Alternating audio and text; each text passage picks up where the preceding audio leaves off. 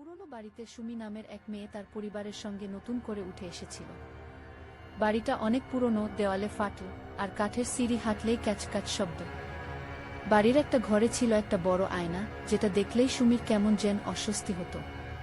আয়নাটার ফ্রেমে অদ্ভুত নকশা ছিল, আর মনে হতো যেন কেউ তাকে দেখছে। এক রাতে ঝড় বৃষ্টির মধ্যে বিদ্যুৎ চলে গেল। সুমি তার ঘরে মোমবাতি জ্বালিয়ে বসেছিল। হঠাৎ তার মনে হলো আয়নার দিকে তাকাতে হবে। সে সাহস করে আয়নার সামনে গেল। মোমবাতির আলোয় সে দেখল তার প্রতিবিম্বের পেছনে আরেকটা মুখ, একটা ফ্যাকাশে মেয়ে, চোখ দুটো শূন্য, আর মুখে একটা ভয়ানক হাসি। সুমি চিৎকার করে পিছিয়ে গেল, কিন্তু আয়নার মেয়েটি হাসতে লাগল।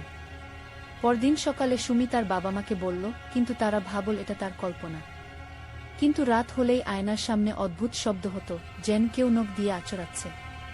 এক রাতে সুমি সাহস করে আয়নাটা ঢেকে দিল কাপড় দিয়ে। কিন্তু মাঝরাতে সে শুনল কেউ তার নাম ধরে ফিসফিস করছে, সুমি, আমাকে দেখো। কাপড়টা নিজে থেকে খসে পড়ল, আর আয়নায় সেই মেয়েটি দাঁড়িয়ে ছিল, এবার সুমির ঘরের মধ্যে। সুমি দৌড়ে বাইরে চলে গেল, কিন্তু পেছনে তাকাতেই দেখল মেয়েটি তার পেছনেই হাঁটছে, মুখে সেই ভয়ানক হাসি। পরদিন সকালে সুমির পরিবার তাকে ঘরে খুঁজে পেল না।